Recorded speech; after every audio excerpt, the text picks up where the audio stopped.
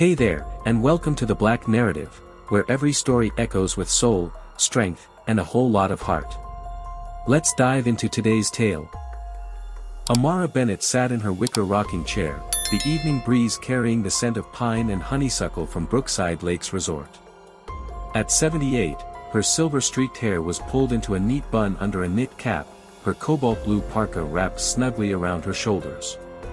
She had retired 10 years ago after 4 decades protecting presidents, diplomats, and dignitaries. Yet here, on her daughter's recommendation, she sought nothing more than quiet hours and gentle conversation. Her son, Captain Jordan Bennett of the State Bureau of Homeland Security, had insisted she join his family's summer retreat weeks earlier, and Amara finally agreed. As twilight painted fiery ribbons across the sky, she closed her eyes, letting memories of lockdown drills and cryptic threat briefings dissolve into the tranquil lap of waves against the dock. Below her, on the lawn by the lodge, children squealed as they chased lightning bugs among the daffodils. Nearby, vacationers laughed around crackling fire pits, toasting esmores and sharing stories. Amara permitted a faint smile. She pictured Jordan's wife, Marion, arranging her scrapbook by cabin 14, and their granddaughter, Avery, twirling in her sun hat. This was life off the clock, no badges, no bulletproof protocols, just fresh air and family ties. She inhaled deeply, savoring the rare gift of stillness after years of vigilance. Yet the sentinel in her spine remained poised, senses alert for the faintest crack of danger. As darkness settled, Amara lifted her gaze to the first stars. Tomorrow, she would join Jordan on the hiking trail, show him her favorite lookout. But tonight, she would stay put, because sometimes resisting the urge to remain on guard was the bravest act of all. Characters and setting carried over: Amara Bennett, Captain Jordan Bennett, Marion Bennett, Avery Bennett, Deputy Jonas Clark and his partner, Deputy Maya Flores. The early morning sun cast a pale gold across Brookside's dew-drenched fields as Amara Bennett stepped onto the gravel path leading to cabin 14. She wore sturdy walking boots and a forest green fleece that Jordan had insisted she borrow. Down the slope, he adjusted his crisp navy jacket, and beneath the outerwear the gleam of brass insignia on his collar caught the light. They set out together, boots crunching over pine needles, Jordan guiding his mother along the narrow trail toward Eagle's Perch, a rocky promontory overlooking the lake. Marion had packed thermoses of chai tea and almond biscotti, which Amara sipped between breathless exclamations at the forest's quiet majesty. At the midpoint of their hike, a patrol cruiser crested the hill above the parking lot. Its white and blue livery stood out among the besieged pines. Amara paused, hand to her hip, instinct sparking. Jordan caught her eye and nodded, time to stay calm. Below them, deputies Jonas Clark and Maya Flores emerged, their uniforms crisp but their body language tight. They strode toward the lodge with purpose, too purposeful for a routine check. Jordan stepped forward, hands raised in greeting. "Deputy Clark, Flores, good morning," he called. Their surprise at his rank was instantaneous. Clark's jaw twitched, Flores's eyes widened. Amara noticed every beat. Clark cleared his throat. "Captain Bennett, ma'am," he began, voice flat. "We've had reports of unauthorized surveillance equipment near the resort's marina." His tone implied suspicion. Jordan's lips thinned. "Explain," he said softly. "I'm retired here with my mother and family." Flores fidgeted with her radio. "There's an infrared camera caught last night," Clark elaborated. "We believe someone's mapping the lake's shoreline after hours." Jordan exchanged a look with Amara, who shook her head slightly. No reconnaissance devices, only binoculars for bird watching. He squared his shoulders. "May I see your report?" Clark hesitated. He retrieved a small pad from his pocket, flipping pages. "Here, timestamp, camera tag. Location, coordinates." Amara stepped forward, voice firm but calm. "I have my spotting scope and binoculars inside cabin 14. You're welcome to verify. But you won't find any infrared tech." The deputies glanced at one another. Florissa's shoulders sagged. "We thought," her voice trailed. Clark's tight expression softened. Jordan crossed his arms. "Given my mother's service and my position, I'd hope for more discretion." Clark offered a curt nod. "We'll confirm. Sorry for the intrusion." As they retreated to their cruiser, Jordan exhaled. Amara patted his arm. "You handled that well." He smiled wryly. "Years in the field teach you two things: verify, then trust nothing until proven." They resumed their climb in comfortable silence, the morning mist lifting to reveal the sapphire lake below. A reminder that vigilance and peace could coexist, if only one held firm. By dawn, Brookside's precinct was abuzz. Lieutenant Franklin had summoned Officer Carl Mills to a review room, where bodycam footage flickered on a screen. Sergeant Trent and Chief Summers watched in silence as Eleanor Hayes and Marcus Clark's curbside confrontation replayed. Mills sat, pale and shamefaced, as Franklin pressed on every lapse: the rush to judgment, the failure to verify credentials, the intimidation of a guest. Within hours, Mills was placed on administrative leave. His partner, Rosa Diaz, submitted a written statement, apologizing for not speaking up sooner. Eleanor received Diaz's letter on a late afternoon visit to the station. Diaz murmured, "I'm sorry, thanks for reminding me what policing should be," before slipping away. That evening, Lieutenant Franklin stood before local reporters. He issued an apology. Brookside PD regrets its handling of Ms. Hayes's stop. Officer Mills is on leave pending internal review. We will implement sensitivity and de-escalation training immediately. Hashtags like #StandWithEleanor trended overnight, and community leaders rallied for deeper reforms. Eleanor returned to Marcus's cabin, stirring pumpkin soup. Marcus poured cider and placed a gentle hand on her shoulder. "You were brilliant," he said. She only managed a tired smile. "It shouldn't have been my fight," she whispered. Across town, Pastor Nguyen organized a grassroots meeting at the Civic Center. Faith leaders, teachers, and activists drafted a petition for a civilian oversight board. Flyers declared, "Protect our neighbors. Demand accountability." By week's end, over 1,000 signatures had been collected. Council member Andrea Lowe announced a public forum. "We owe Ms. Hayes a chance to speak, and to rebuild trust." Invitations went out to law enforcement and residents alike. The stage was set for a reckoning that went beyond one snapshot on a snowy curb. A week later, Brookside's public forum filled the Civic Center auditorium. The crowd, diverse in age and background, lined the walls and spilled into the lobby. At the front table sat Chief Summers, Lieutenant Franklin, Councilmember Lowe, community advocates, and Eleanor Hayes. Marcus Clark remained at her side. Andrea Lowe opened, "This event is about listening and acting. Ms. Hayes, your words will guide our next steps." A hush fell as Eleanor rose. She carried no notes, only a quiet determination. "Thank you for inviting me," she began, voice steady. "Last week, I was stopped, questioned, and intimidated in my own community. I presented ID, cooperated fully, and still was treated like a threat. This isn't just about protocol. It's about assumptions baked into routine policing." She paused, meeting each officer's eyes. "I'm not here to vilify the badge but to insist on service that protects every Brookside resident equally." She outlined concrete demands: mandatory de-escalation refresher courses, strict enforcement of bodycam usage, a civilian police liaison committee with real authority, transparent complaint tracking, and quarterly public reviews of departmental data. Officer Diaz then spoke, her voice trembling. "I saw what happened and did nothing. I apologize to Ms. Hayes and our community. I pledge to help implement these reforms and to speak up next time." The audience responded with applause and tears. Chief Summers acknowledged the failures. "We accept these recommendations. We will fund de-escalation workshops, enforce camera policies, and launch a liaison committee by next month." He detailed a timeline: training updates within 60 days, complaint portal launch in 90, and first liaison meeting in 120.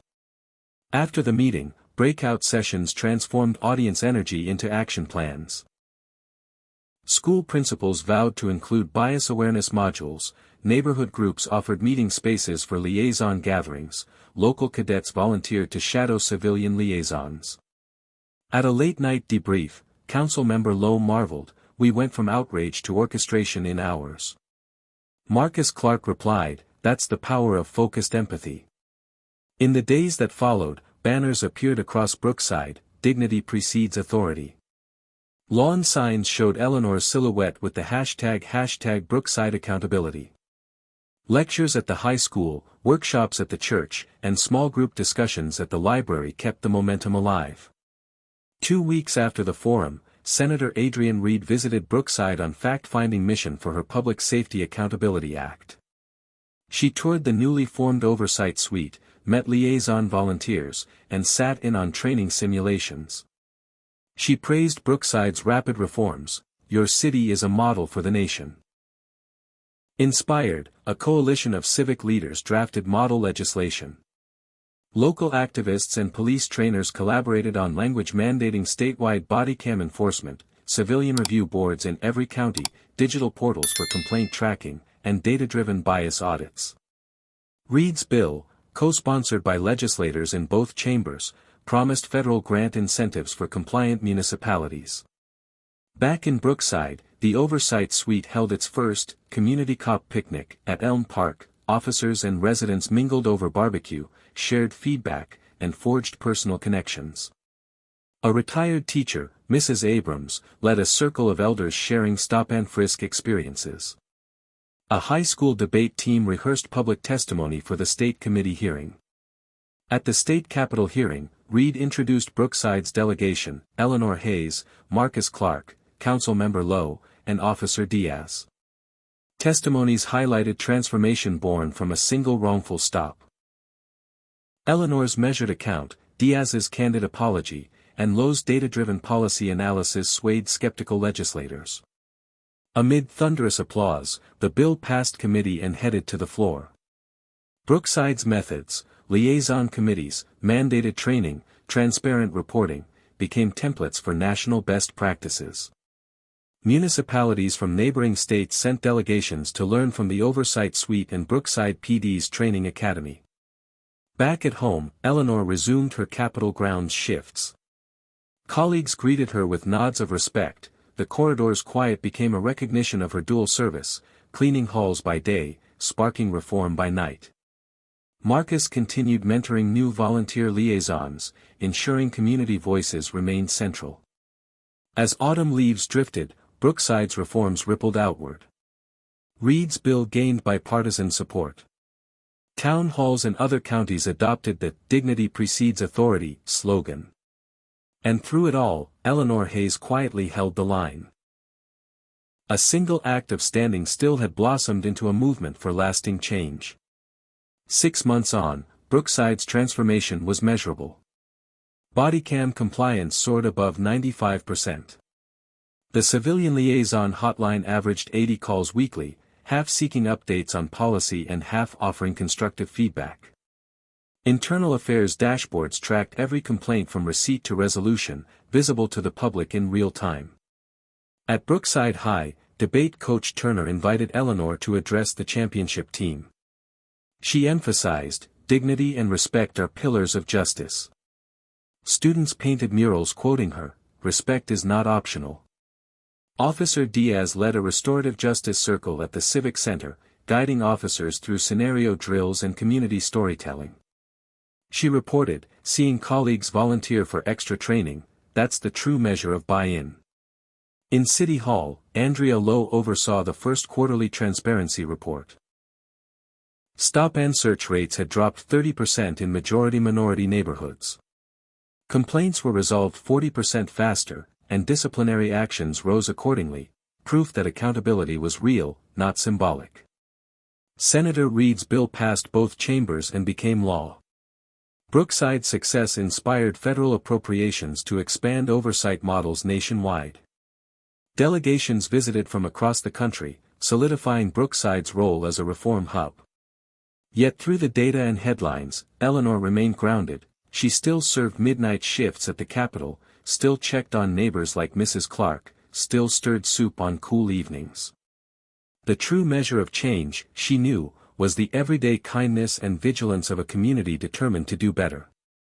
Nearly 1 year after the curbside stop, Eleanor returned to the same cul-de-sac. Spring tulips peeked through fresh mulch, the weathered sign in front of Mrs. Clark's porch now read, "All are welcome." Neighbors waved as she passed. Teen skateboarders, retirees walking dogs, even HOA members who once glared now nodded in greeting. At the Community Engagement Suite, she found Rosa Diaz planting pansies donated by local gardeners. "These blooms are for you," Diaz said. "Thank you for showing me how to care." Eleanor, kneeling in the garden bed, replied, "We keep watering what we've planted." That afternoon, Marcus and Eleanor judged a mock city council debate at the high school. Teens argued oversight measures. One shy junior told Eleanor, "I want to run for student council, to serve." Eleanor's eyes glistened. Good leaders start by listening. As dusk fell, they picnicked on the cabin's porch, hot cider, cheese plates, laughter.